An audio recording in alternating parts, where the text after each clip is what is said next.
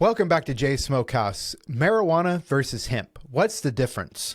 Now, I'm joined by Iniafia from Consultation. Hello, ladies and gentlemen. My name is Iniafia, and I am the president of Consultation, but I also have a channel, Cannabis Conversations with Ini, that, I go into some lessons and education about cannabis and whatnot. We are going to go ahead and I'm going to give you a brief history on the difference between indica and sativa, just who coined the terms. If you want to know any more on the history of cannabis, please check out my History of Cannabis series, but I don't want to delve into it here. But in 1753, Carl Linnaeus, who was a Swedish botanist, he coined the term sativa. And that's where we actually get, and that's what we would say hemp is now, is that cannabis sativa. And then in 1785, so just 30 years later, French naturalist Jean-Baptiste Lamarck, he coined the term indica because he realized, obviously, there's something different with the cannabis that's coming out of India rather than cannabis that's coming out of Europe and Asia. And so, or at least Northern Asia.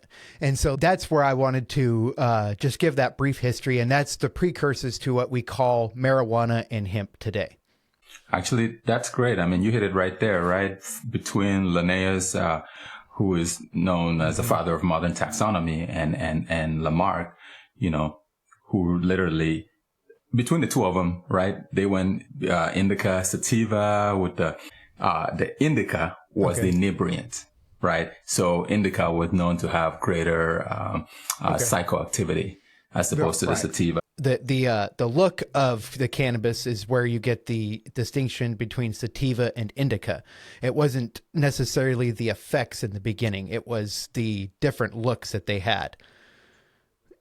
And the different looks, right, is shorter, correct, smaller versus more narrow. So that's where the distinction happened. And then we've added on to it later on. And that's where we get the marijuana and hemp, which we'll get into that a little bit. I've said before, right, I don't like saying marijuana because I just see it like as a racist term because of the way it was propagated.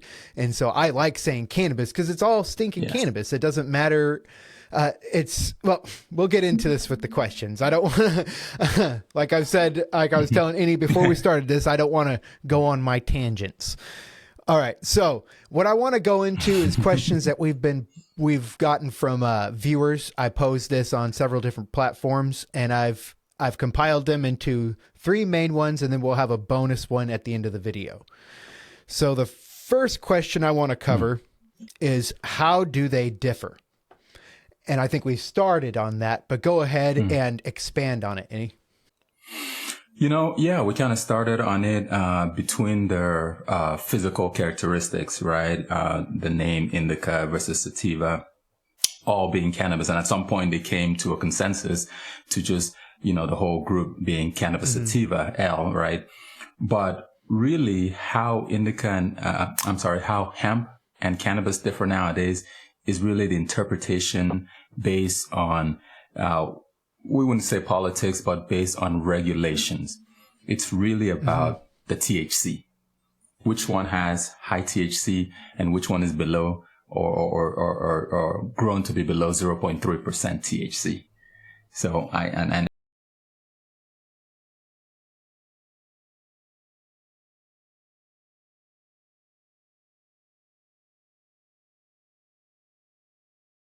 genetics and different things it still doesn't make a whole lot of sense, but it makes more sense than saying George Washington definitely didn't grow cannabis with more than 0.3% THC. It's like, don't think you know that, but let's go ahead and go with that if you want to.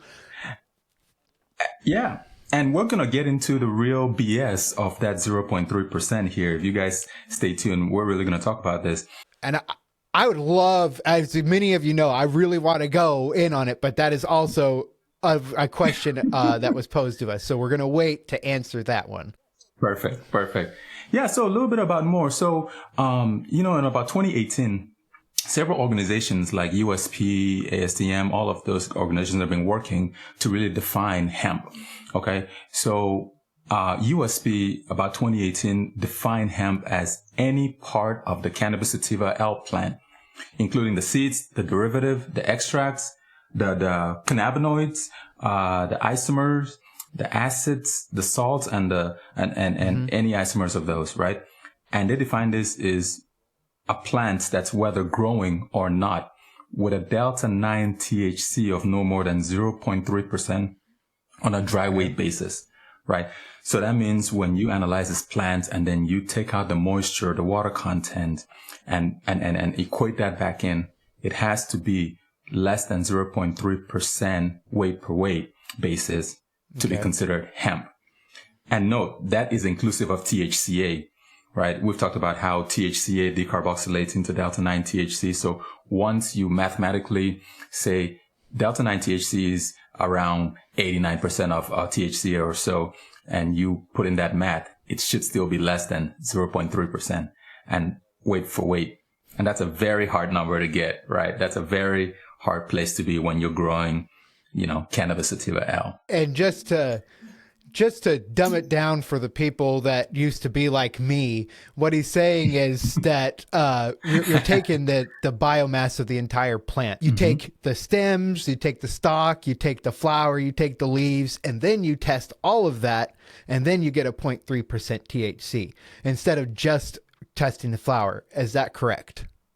Yes, that is correct. It sounds like you want to get into that next question. I do, but I'm sorry. I just wanted to dumb that down. You're absolutely correct. Like I've said, I do go on these tangents. Now, here's the second question. Why is one legal and the other illegal? And that's actually very recent. They were both illegal federally. Before this, it was cannabis all the way, and then the Hemp Farm Bill in 2018 legalized hemp or cannabis sativa products. That's just it. But I think the regulations in the Farm Bill sort of open these floodgates, right? They define hemp products as being less than 0.3% THC, only THC, the analyte. But, there's some really smart folks out there, and you understand that the molecule THC from CBD only varies like a restructuring of a ring, right? So if you do some great chemistry, you can take CBD and essentially kind of turn it into a psychoactive delta 8 derivative, right? So it's like, what did I do wrong? I didn't touch any cannabis that was high THC. I took hemp. I took CBD according to your definition. But the interesting thing is that the Farm Bill gets sort of revised or revisited every 5 years, as I understand it. And the last one was 2018, and I guess the new one is now 2023. And right, so I haven't done much research, but either they've set the regulations yet, or at least there's a draft circulating, right, on how is it going to affect hemp this time, because they are going to do some things to affect hemp. And, we're talking about 0.3%, and I don't want to go too far into it, but I heard that they might raise that to 1%. So you can only imagine what is going to go down. What if this goes to 1%? Just legalize it. Oh, they're going to do this. They're going to do this chop forward that they always love to do while people are suffering. It's great. I love the way they do this. And then it's great. Now that I hope that answers the question between why is one legal between one is illegal. It's just optics. It's just it's just a way to make you feel better. And just really quickly, actually, I'll wait for this for personal thoughts at the end. Now, okay, go ahead. Well, I was going to kind of add to that I've sat in rooms in like the D37 committee, like ASTM, which is another competitive organization, sets standards and whatnot, USP. And we've sat in a room to try and define this. How do we make sure there's this delineation between hemp and cannabis? And nobody really has a solid footing on how to define it, right? Everybody looks to everybody else to how to define it. And then at the end of the day, everybody says, you know what, let's look at the USDA.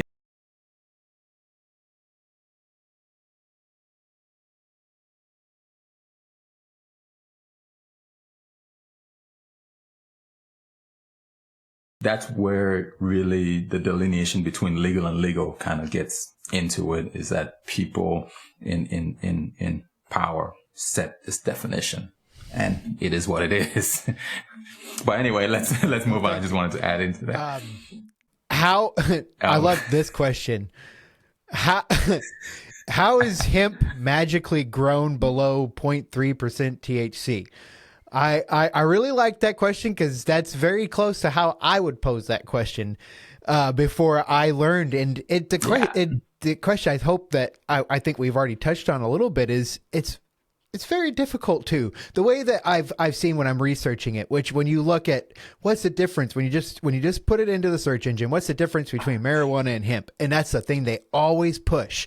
And I mean, they'll even say George Washington will agree that he grew hemp now, but we'll make sure that you know it's not over 0.3% THC. Bullcrap. That's all I've got to say. Maybe one of those plants was like that, but not all of them. Now, your thought. Now, you as the scientist here, you please input on this 0.3% THC. I think you touched on it. Cannabis is cannabis, and it just really depends on the conditions, right? There's going to be low THC, but this arbitrary 0.3%, that's arbitrary, right? So you can have 1%, 2%, 5%, and then there's a high THC variety of, we're talking 17% and above or whatnot. But you grow it long enough, that hemp of 0.3% is going to go to maybe 2, 3, 4, 5% THC. So he let it go a little too long. Now it was too high. Okay. So now he's got acres of stuff that legally does not pass. But the regulations make it clear that when you're testing for hemp, like you said, it's all of the above. Stems, leaf, seeds, whatever it is. So when you put that, remember 0.3% is weight for weight. So, hey, guess what? Get all the stems, get everything in there, grind it up and retest it. Oh, now it's below 0.3 because you've literally added mass in that wasn't THC. So there's this dichotomy. When we're testing for cannabis in the lab, it's fine trimmed. You want to get the best. You want to get it I should say the customer gives you the best trim product. And when they bring it in for like R&D, right? The best looking ones, and you want to grind it finely and make sure it's good. And you want to, they're looking for that high THC. But when it's hemp, you want to go the opposite, right? It's like, no, leave the leaves on there. Leave the stems on there. Leave the seeds. Leave the weeds that came with it on there. So this great dichotomy of completely testing them separately in order to reach what the regulation says. So a little bit too high, right? You put everything in and magically it's not. So, and I remember getting biomasses doing extractions on with hemp, and I just remember these bags coming in just filled with stems and leaves still on the. I mean, basically, we had still had to strip it off the plant, and I was going, man, there's a lot of money in fibers here. Why are they doing that? And I think I now know why. Yep, you see why it's really crazy, and it's not that they're doing anything illegal. It is how the rules are written. It's everything. So hey, as long as you're within the little gray box that they said, which is okay, great, and I'm okay with that. But I hate that we are perpetrating this myth that cannabis sativa is just below 0.3% THC and it's just ridiculous, and that's what everyone likes to throw in your face. They're like, no, it was hemp, so that they couldn't get high off of it. And I'm like, well, I mean, I'm sure they couldn't get stoned out of their minds, but trust me, they could feel good with that. They could definitely feel good. And that's the thing. If you take like just regular hemp and you trim it nicely and you test it like you do the regular cannabis, it's going to be around 1% or so. THC, right? If you nicely manicure it and real flower, like folks sell hemp flower, but they really tight on how they grow that.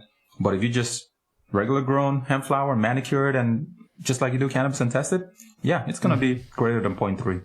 It always is, unless you take it like fresh off, young, weeks before it's due. And like I said, and when people say, genetics with the seeds, yes, I've mentioned that it's more plausible now that you can reach that, but you're still going to have, it's not going to be a blanket. You're still going to have your crops. Everything doesn't grow the same. Some are going to be growing a little faster than others. You're going to have variations in your THC. Yeah, there's probably been some, not unscrupulous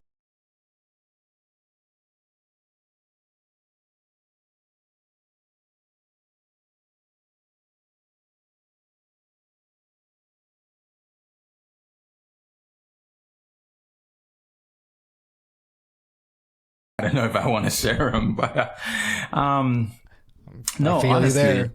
right? I'm looking forward to probably to see what's with the new Farm Bill, whether they're going to move forward in increasing the THC percentage, at least 1%, like you said, is kind of skirting and headed towards, legalization. But I do think my biggest concern as a scientist is really around the derivative products that are being made from the legalization of hemp from the Farm Bill. Those are both scientifically great, but also scary because of the safety reasons, right? People are making products, doing these conversions. And it's not that the conversions are chemically different from perhaps what might be derived directly from the plant's cannabis itself, but it's because of, one, the residual solvents. They're using some crazy solvents in there, right? And they're not cleaning it up completely, and people are, taking this and getting sick. That's one. And two, some of the byproducts that may inadvertently been introduced when they're converting CBD to Delta 8 and whatnot. And there's some other isomers, if you want to call it, or some other minor derivatives that have not been studied or well understood, what that could do to the body. And lots of folks take this for medicinal purposes. So my thought is, whatever they do in the Farm Bill or just legalization period, it needs to address these things, right? Mm-hmm. You can't just have this free, open, cowboy, do whatever you want because you derived it from CBD. Those need to be regulated. The FDA needs to speak on it because the FDA is kind of the worst right now. They're just keeping quiet. They're not really giving a clear pathway or clear definition of what CBD is. They're not allowing it in food, drinks, and whatnot, right? But they're also not saying much, right? So we need them to step up and say what it's supposed to be. Give the proper regulation. Make sure consumer safety is first and foremost. This is legal. Okay. Make sure you regulate it accordingly so that people feel more confident to take this. People, like we're talking about, have different jobs that may be scared and need this to relieve pain or whatnot. But they're scared to take it because they might lose their job over it. Right. So, if the FDA sets clear regulations on it, or just legalize the whole damn thing, period, then, we could be more, there could be better, enforcement, right? And better clarity around those. So that's my 2 cents on it. I think we need to cut the crap between hemp and cannabis. Let's use the hemp fibers for textiles and whatnot. Great. I've seen some hemp shirts, jeans, whatnot, even a freaking car, right? Fantastic. Let's do that. But when it comes to recreational medical use, let's use cannabis. Henry Ford there's a video of him smacking a hemp car in 1942. He made cars out of hemp, and it was stronger than any material that was used and lighter. And it shows the image of him using like a 4-pound hammer to smash the back of this car. Wow. And it's all on camera, and they go and wipe it, and there's no dents. Now, how hard he hit it, but I mean, that's still a very large hammer. Right. And it's just showing that the hemp, when it was just folded over kind of like fiberglass, it was very, very durable and lighter than fiberglass. Wow. But that's incredible. Anyway, that just brought that to the forefront of my mind. But my personal thoughts on the Farm Bill, like you were saying, is what I want to see is people who aren't ignorant on cannabis making these decisions and talking to us about it, because one reason they're not saying anything is most of them are ignorant to cannabis. They really are. You hear the crap that they say. I mean, some of them still think that cannabis is like an addicting drug, like crack or cocaine. It's like, I get people can become addicted to it, but it's like they do it to food. It's not like it's like you could get off of cannabis if you want to. It's all in their mind and the way they abuse it. It's not the substance that's controlling them. That is a very different thing. And they still, I mean, it astounds me how many still believe that and still do not even see therapeutic value. And I mean, I'm like, we discovered the endocannabinoid system in the 90s. How do we still not see this as medicine that we should be using, that this works better than anything that we could find in nature with a system in our body that's made for it. And that's another thing with when my episode with religious people with cannabis, I'm like, with that discovery of the endocannabinoid system, how can you say cannabis is not good for us? It astounds me. If you believe God created everything, then you should definitely believe that a plant made by, if you believe God made it, God, and you made by God, should definitely interact perfectly. Maybe you should go with that. Anyway, sorry, went on my tangent there for a little bit. That's great. Anyway, I want to get to the end because you actually touched on this on your personal thoughts on our bonus question at the end. And this one I waited to the end because it really didn't mash up with marijuana versus hemp. But now it's, what is the process to turn CBD into other cannabinoids such as Delta 8? Oh, like you were saying. That's funny because that one, like I said, some really intelligent folks, and I have an idea. How about we make another episode out of this? How about you touch on it briefly? We'll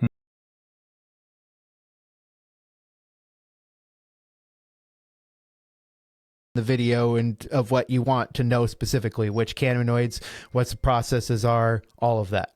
Actually, that's great because then we can really kind of go into the chemistry for those that really want to know.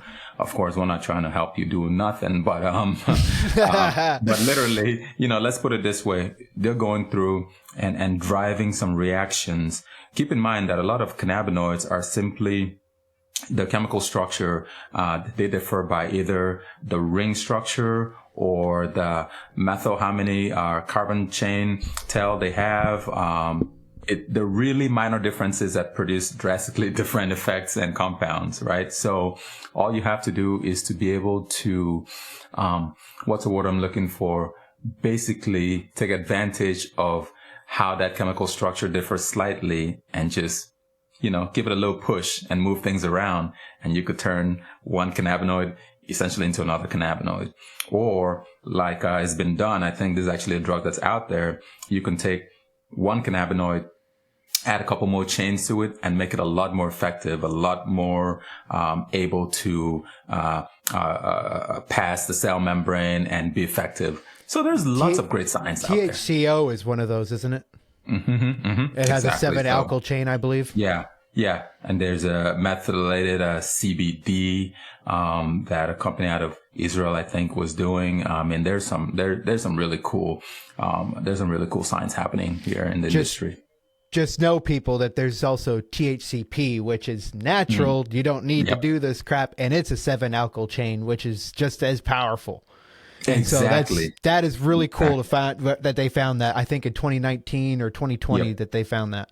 Yeah. So, isn't it great? So now people are trying to mimic how THCP behaves, right? It's like, if we add more alkyl chains to CBD, it could essentially be as effective as, some of these other cannabinoids. It's cool. Yeah, really groundbreaking stuff going on. But like you said, we can dive into deeper into that in other videos. And for those who are really interested, those who want to nerd out, we can get into a nerd session. Right now, we don't want to bore you guys. I love nerding out. That's Eddie's and I problem. We really like doing that. That's why, if you want to watch the full episode that we're doing here, you're going to need to visit my new Patreon because this will be condensed quite a bit so that we don't lose viewers very quickly. But if you do like to nerd out, please definitely check that out because we definitely nerd out. That's the thing. Like when we talk, we've got to, I know for a fact I've got to pull back a little bit, right? How do I explain this so that the average person will not be like, what the hell is he talking about, right? So just go out to left field, And I don't always notice that until my wife's in the room. She's like, yeah, you lost me 5 words in. And I just stopped listening. Right? I'm like, gosh, dang it. Yep. But for you nerds, like you said, hit up the Patreon and get real nerd out. And check out Ennie's YouTube channel and his Instagram. I mean, he has some great information. I don't like working with people that I don't truly believe in, and I really do. I watch his stuff. He's a great scientist. And he's very knowledgeable. And he loves that. to nerd out like me, and that's something I to really nerd do out like appreciate. I mean, we And nerded to out be the first time we talked. Oh yeah, no, it was freaking fantastic. And to be honest, I watch your channel to learn the history, right? A lot of what you talk about, I have no idea. So it's kind of funny, nerd to nerd. I'm like, oh, I got to learn some new things. Let me, see this. What the heck, All right. Well, I guess that will go ahead and wrap this up. Go ahead. Do you have anything you want to say before we end this? No, I think we've said it all. I mean, thank you guys for watching. Thanks for tuning in. Help us out. You like this content, you know what to do, right? Jay's got this handled. And as always, please leave a like and a comment, and definitely leave a comment. Let us know what you want us to cover in these next episodes together. We really want to know. It really helps drive these episodes. As you can see, these questions really, really made this episode. Thank you, everyone who's chipped in. And as always, Jay is going to go smoke a J.